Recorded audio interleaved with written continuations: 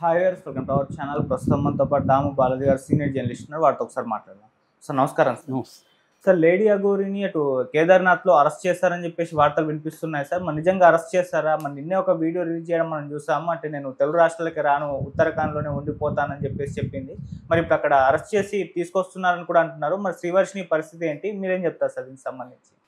అఘోరిని arrest చేశారు కేదార్నాథ్లో అని చెప్తున్నారు. ఎందుకంటే అఘోరి శ్రీవర్షిని ఇద్దరు కలిసి ఒక వీడియో రిలీజ్ చేశారు. అది మేము కేదార్నాథ్ వెళ్ళిపోతున్నాం, అక్కడే సెటిల్ అవుతాము, మేము ఇంకా తెలుగు రాష్ట్రాలకు రాము, మా జోలికి ఎవరు రాకండి, సో మీడియా వాళ్ళు ఇంకా ఆపేసేయండి, మీరు కానీ కంటిన్యూ చేస్తే మా మీద నెగిటివ్గా కంటిన్యూ చేస్తే మేము ఆత్మహత్య చేసుకుంటాము, లేదు మమ్మల్ని అరెస్ట్ చేయడానికి ఎవరైనా వచ్చినా కూడా మేము ఆత్మహత్య చేసుకుంటాం, ఇదే కారుతో సహా పెట్రోల్ పోసుకొని ముట్టించుకుంటాం అనేది వాళ్ళిద్దరు కూడా చెప్పారు.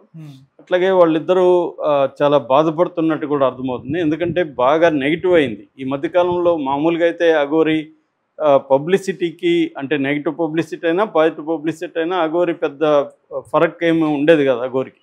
కానీ ఇప్పుడు ఏమైందంటే ఈ అమ్మాయిని పెళ్లి చేసుకున్న దగ్గర నుంచి అఘోరికి కష్టాలు స్టార్ట్ అయినట్టుంది. మీడియా ఒక్కసారిగా యాంటీగా మారిపోయింది.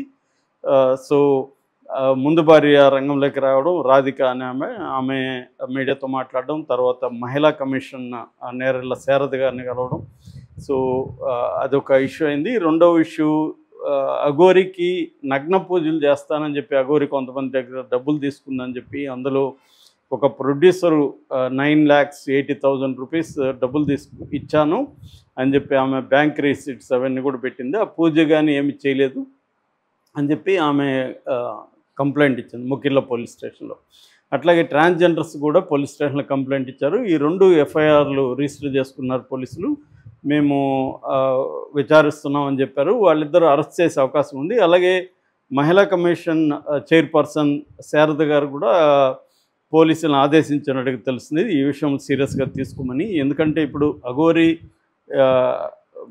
మగ ఆడ అనేది ఒక ప్రాబ్లం అయితే పెళ్లి చేసుకోవడం కరెక్టా కాదనేది ఇంకొక చర్చ నడుస్తుంది. ఇది కాకుండా అమ్మాయిలను మోసం చేస్తున్నారు అనేది ప్రధానంగా ఆరోపణ. మధ్యప్రదేశ్లో కూడా ఒక అమ్మాయి మోసపోయింది, మధ్యప్రదేశ్లో కూడా ఒక అమ్మాయిని పెళ్లి చేసుకున్నాడు అఘోరి శ్రీనివాస్ అని ఈ మొదటి భార్య రాధిక అంటుంది. దాన్ని ఖండిస్తూ అఘోరి కూడా ఒక వీడియో రిలీజ్ చేశాడు. అందులో ఏంటంటే క్లియర్గా, నేను రాధికని పెళ్లి చేసుకోలేదు, రాధికనే నన్ను అప్రోచ్ అయింది, ఒక డిప్రెషన్లో ఉంది, వాళ్ళ హస్బెండ్ ఈమెను వదిలేసి వెళ్ళిపోయాడు, ఆ డిప్రెషన్లో నుంచి నన్ను కాపాడమని నా దగ్గరికి వస్తే నేను ఆమెను కలిసి ఆమెకి ధైర్యం చెప్పాను. తర్వాత ఆమె ఆశ్రమం పెడతానంది, నన్ను డబ్బులు అడిగితే నేను డబ్బులు కొంత ఇచ్చాను, తర్వాత ఆమె రిటర్న్ చేసింది. సో నేను మామూలుగా ఎవరు బాధల్లో ఉన్నా వాళ్ళతో అలాగే ప్రేమగా మాట్లాడతాను తప్ప నేనేం ప్రత్యేకంగా ఆమెతో సపరేట్గా మాట్లాడింది ఏం లేదు. ఆ ఆడియోలో అంతకంటే ఏం లేదు. నిజానికి ఆమె ఆడియోని కూడా బయట పెడితే తెలుస్తుంది. నేను రికార్డ్ చేసుకోలేదు కాబట్టి బయట పెట్టట్లేదు, ఆమెనే బయట పెట్టమని అడుగుతున్నాను అనేది అతను చెప్పాడు. సో ఇక్కడ ఏం జరుగుతుందంటే అఘోరిని అరెస్టు చేయాలని పోలీసులు డిసైడ్ అయినట్టుగా మనకు కనబడుతుంది. మామూలుగా అయితే ఇప్పుడు అఘోరికి ఆ భయం స్టార్ట్ అవ్వడం వల్లే వాళ్ళిద్దరు కలిసి ఆ వీడియో పెట్టారనేది కూడా చెప్తున్నారు.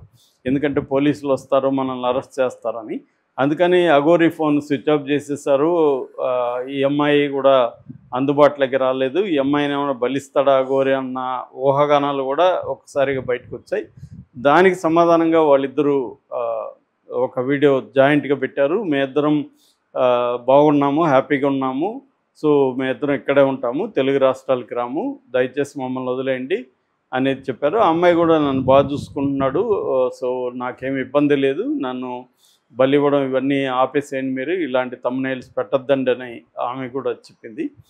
అయితే ఇక్కడ ఏంటంటే కేసులు ఉన్నప్పుడు ఖచ్చితంగా మేము తగలబెట్టుకుంటామనో ఇంకోటి బెదిరిస్తే అది ఇంకొక కేసు అవుతుంది. అది యాక్చువల్గా 2 కేసులు అవుతుంది. ఒకటి తనను తాను తగలబెట్టుకుంటానని చెప్పడం, ఆ అమ్మాయిని కూడా తగలబెడతానని చెప్పడం.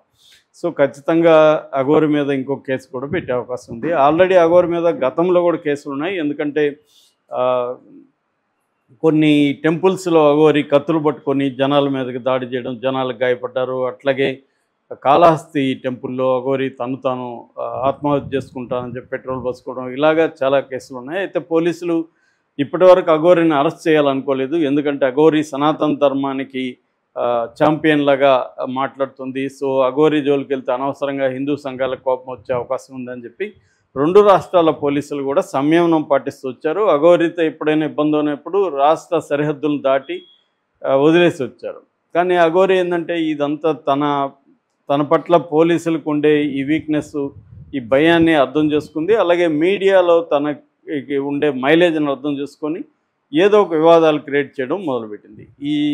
ఇది ఎక్స్ట్రీమ్కి వెళ్ళిపోయి ఇప్పుడు అమ్మాయిలని ట్రాప్ చేయడం, అమ్మాయిల్ని పెళ్లి చేసుకోవడం దగ్గరికి అది వెళ్ళిపోయింది. దాంతో ఇటు అఘోరీలు స్టేట్మెంట్ ఇచ్చారు. అఘోరి అఖిల భారత అఖండ అఘోరి సంస్థ ఈ అఘోరికి సంబంధం లేదు, ఈ అఘోరి అసలు ఏ రకమైన అఘోరి ఆర్గనైజేషన్లో లేదు. దాదాపు 14 ఆర్గనైజేషన్లు ఇవాళ నేషనల్ లెవెల్లో అఘోరి ఆర్గనైజేషన్లు ఉన్నాయి. అఘోరి అఖిల భారతీయ అఘోరి పరిషత్ ఉంది, అందులో 14 ఆర్గనైజేషన్స్ ఉన్నాయి. ఎవరు కూడా అఘోరిని ఓన్ చేసుకోవట్లేదు. సో అఘోరికి ఒక పక్క అఘోరీలు ఓన్ చేసుకోవట్లేదు, ఒక పక్క ట్రాన్స్జెండర్స్ ఓన్ చేసుకోవట్లేదు, ఇంకొక వైపు కేసులు ఉన్నాయి. సో ఒక్కసారిగా అఘోరిని ఇవన్నీ చుట్టుముట్టినట్టు కనబడుతుంది. సో ఖచ్చితంగా లీగల్ బ్యాటిల్ని అయితే అఘోరి ఎదుర్కోవాల్సి వస్తుంది. ఎందుకంటే మొదటి భార్య లాయర్ కాబట్టి ఆమె ఖచ్చితంగా అఘోరిని కోర్టుకి ఈడవాలి అన్నది కనిపిస్తుంది. అట్లాగే ట్రాన్స్జెండర్స్ కూడా చాలా సీరియస్గా ఉన్నారు. అఘోరి వల్ల మాకు చెడ్డ పేరు వస్తుంది ట్రాన్స్జెండర్స్కి. ట్రాన్స్జెండర్స్ అనగానే ఇప్పుడు ఈ మధ్య అఘోరి పేరే చెప్తున్నారు ఎక్కడికి వెళ్ళినా. దీనివల్ల మేమేదో గౌరవంగా బతుకుతున్నాము, మాకు నెగిటివ్గా వస్తుంది అనేది వస్తుంది. అట్లాగే కొన్ని సంబంధించి హిందూ సంఘాలు కూడా ఇక్కడ శివరుద్రస్వామి కావచ్చు, కొంతమంది హిందూ సంఘాల నాయకులు కూడా అఘోరికి యాంటీగా మాట్లాడడం మొదలుపెట్టారు. మొన్నటి వరకు వాళ్ళు కూడా ఏంటంటే ఏదో మంచి చెడు వాళ్ళకి ఇష్టం లేకపోయినా అఘోరి సనాతన ధర్మం ఉంటుంది కదా మంచిదేలే అనుకున్నట్టుగా వాళ్ళు సైలెంట్గా ఉన్నారు. కానీ ఇప్పుడు సనాతన ధర్మం పేరుతో లోక కళ్యాణం అని చెప్పి తన కళ్యాణాలు చేసుకుంటూ వెళ్తుంది అన్న ఒక కోపం అయితే వాళ్ళకి కూడా వచ్చినట్టుంది. వాళ్ళు కూడా ఓపెన్గా మాట్లాడుతున్నారు. సో అఘోరికి ఇంతకు ముందులాగా దబాయించి బెదిరించి బతికేద్దామంటే కుదరదు. ఇప్పుడు కేసులను ఎదుర్కోవాల్సిందే, లీగల్ బ్యాటిల్ చేయాల్సిందే. అది ఎస్కేప్ అవుదామని అఘోరి అటు వెళ్ళిపోయినట్టు కనబడుతుంది. కానీ అటు కూడా అక్కడ అఘోరీలు ఓన్ చేసుకోవట్లేదు కాబట్టి అక్కడ కూడా సమస్యలు పెరిగిపోయే అవకాశాలు కనిపిస్తున్నాయి. మరి వీళ్ళిద్దరూ ఇప్పుడు అమ్మాయి నేను అఘోరిని అరెస్ట్ చేస్తే నేను ఆత్మహత్య చేసుకుంటాను బెదిరించిందని కూడా చెప్తున్నారు ఎవరు శ్రీవర్షిని. కానీ పోలీసులు ఆ అమ్మాయికి కూడా తీసుకొచ్చి అమ్మాయి కౌన్సిలింగ్ ఇద్దామని ఆలోచనలో ఉన్నట్టుగా తెలుస్తుంది. మరి శ్రీవర్షిని ఇప్పుడు ఒక భార్యగా తన భర్తని అరెస్ట్ చేశారు కాబట్టి ఫైట్ చేస్తుందా, లేదు రాధిక డిమాండ్స్ ఏంటి ఇంకా క్లియర్గా లేదు. రాధిక ఏమంటుందంటే నాలాగా ఇంకెవరికి అన్యాయం జరగకూడదని నేను పోరాడుతున్నానని చెప్తుంది. సో ఇవన్నీ రాధిక ప్రూఫ్స్ ఏమైనా చూపిస్తారా అనేది చూడాలి. రెండవది అసలు ఈ పెళ్లి చెల్లుతుందా అనేది పెద్ద సమస్య. ఎందుకంటే ఒక ట్రాన్స్జెండరు ఒక మహిళను పెళ్లి చేసుకుంటే మన చట్టాల ప్రకారం స్పెషల్ మ్యారేజెస్ యాక్ట్ కానీ హిందూ మ్యారేజెస్ యాక్ట్ ప్రకారం ఈ మ్యారేజ్కి లీగాలిటీ లేదు, సో చట్టబద్ధత లేదు. సో కాబట్టి చట్టబద్ధత లేని మ్యారేజీలు ఎన్ని చేసుకున్నా అఘోరికి ఏం కాదు కదా అన్నది ఒక లీగల్ పాయింట్. కానీ సుప్రీంకోర్టు అనేక సార్లు లివ్ ఇన్ రిలేషన్షిప్ను